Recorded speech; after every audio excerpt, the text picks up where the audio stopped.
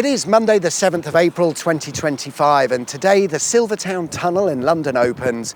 The 0.8 mile long twin-bore tunnel, which we'll say is 1.4 kilometres long because that sounds far more impressive, costs £600 million. Correction, it costs £1 billion. Correction, it costs £1.2 billion, but let's settle on £2.2 billion. And according to Transport for London, or TfL, it will make journey times quicker. Oh wait, hang on, what's that asterisk?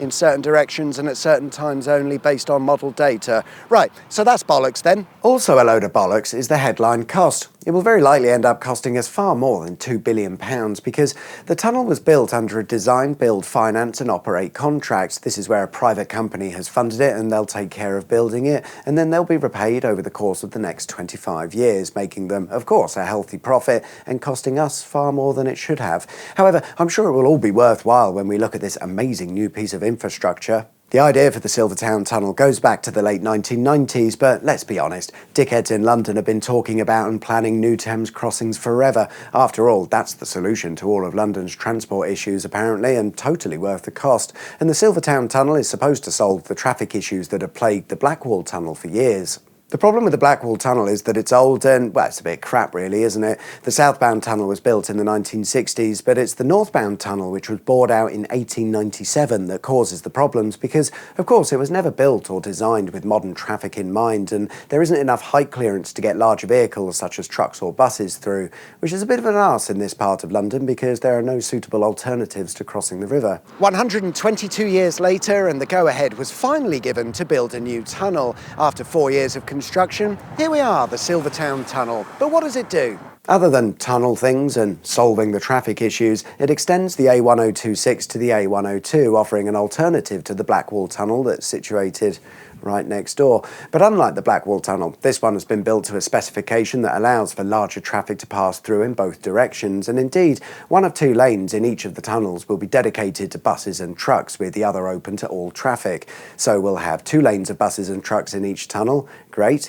But can you walk or cycle through it? No, you can't. However, you'll be pleased to hear that there is a pedestrian and cyclist bus shuttle service that'll get you through the tunnel safely, and it's free, but only for the first year. Not that it matters though, because after 3 years all of the specially built buses will be put into a skip and then you're on your own. Maybe take the cable car or something, or just don't come to London in the first place. It's a lot easier. But if you insist, have a normal car-like motor vehicle and wish to use the tunnel, it will cost you £4 in each direction during peak hours. And if you go to this thing called work, there's a good chance you'll be going about in those peak hours, which if you do for 5 days a week, it'll cost you over £2,000 a year. But don't worry, if you're a local resident, you can apply for a discount, bringing your total cost for the year to just over £1,000.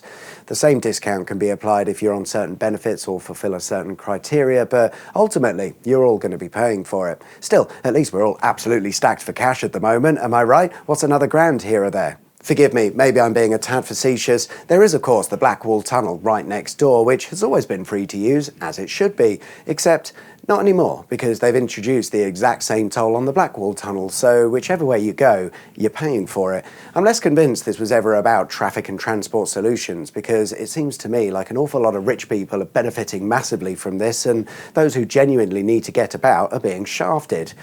Well, imagine my surprise.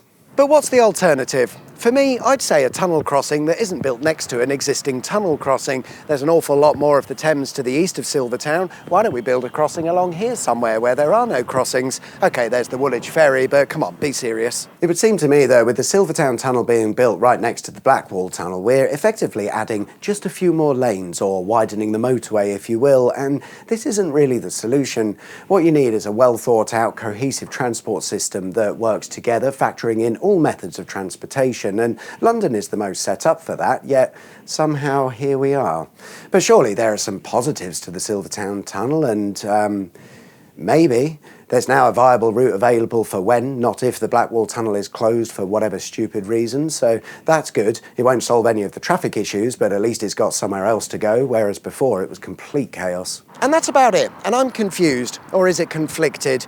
I should be happy, it's some newly constructed road infrastructure after all, but I've just got this nagging thought in the back of my mind that it's £2.2 billion that may have been better off elsewhere on this occasion.